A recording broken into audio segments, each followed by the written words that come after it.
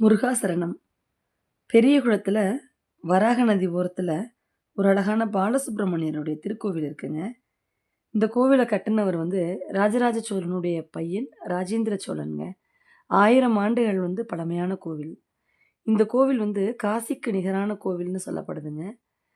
இந்த நதிக்கரையில 2 மருத மரம் இருக்குங்க. ஒண்ணு ஆண் மருத மரம், ஒண்ணு பெண் மருத மரம்.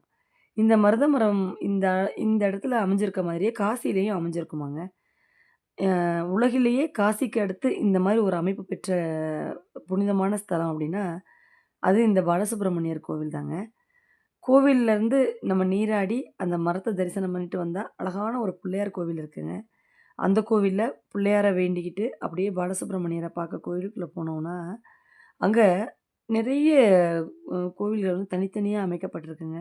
அதுல சிவன் கோவில் இருக்கு, அம்மாவுக்கு கோவில் இருக்கு, சூரிய பகவானுக்கு இருக்கு, சந்திர பகவானுக்கு இருக்கு. அதே மாதிரி சரஸ்வதி, லக்ஷ்மி 63 நாயன்மார்கள்னு தனித்தனி சன்னதியில ரொம்ப அழகா நமக்காக காட்சி குடுக்குறாங்கங்க. இந்த பாலசுப்ரமணியர் கிட்ட நம்ம எந்த ஒரு வேண்டுதல் வச்சாலும் உடனே நடத்தி தருவாராங்க. குறிப்பா திருமண தடை நீங்கிறதுக்கு இந்த கோவில்ல வேண்டுதல் வைக்கிறாங்கங்க. உடனே அத முருகன் நடத்தி தராராம். குழந்தை பாக்கியம் வேண்டி இந்த கோவிலுக்கு வர்றவங்களுக்கு, அ குழந்தை பிறந்த உடனே அந்த குழந்தைய எடுத்துட்டு முருகனுடைய பாதத்தில போட்டு சாமி கும்பிட்டுட்டு, அந்த கோவில்ல வச்சு பேர் வச்சு கூட்டிட்டு போறாங்கங்க. அ ரொம்ப அருமையான திருத்தலம். அ வாய்ப்பு இருக்கிறவங்க பெரியகுளம் பக்கம் போறவங்க, அந்த முருகன போய் பார்த்துட்டு வாங்க.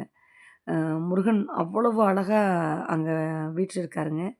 அ இதில என்னன்னா, அந்த வராக நதி அப்படின்ற பேர் எதனால வந்தது அப்படின்னு சொல்றாங்கன்னா, 64 திருவிளையாடல் சிவனுடைய திருவிளையாடல்ல வராக அவதாரம் எடுத்து பன்றி கன்றுக்கு பாலூட்டுன ஸ்தலம் இந்த இடம் தானங்க. அதனால தான் இந்த நதிக்கே வராக நதி அப்படின்னு பேர் வச்சிருக்காங்க. ஆ இது இது இந்த தகவல் எனக்கு தெரிஞ்சிருக்குங்க. வேறு யாருக்காவது இந்த தலத்த பத்தி தகவல் தெரிஞ்சா எங்களோட பகிர்ந்துக்கங்க. கொடைக்கானல், பூம்பாறைக்கு நம்ம அருணகிரிநாதர் வந்திருக்காரு அப்படின்னா, நிச்சயமா அ பெரியகுளத்தில இருக்க இந்த கோவிலுக்கு அருணகிரிநாதர் வந்திருக்கணும். அங்க ஏதாவது கல்வெட்டு இருக்கா? அங்க ஏதாவது திருப்புகழ் எழுதி போட்டுருக்காங்களா? அப்படின்னு நான் தேடின வரைக்கும் என்னோட கண்ல படல. அத பத்தின தகவல் யாருக்காவது தெரிஞ்சதுன்னா, அத எங்களோட நீங்களும் தாராளமா பகிர்ந்துக்கலாம்.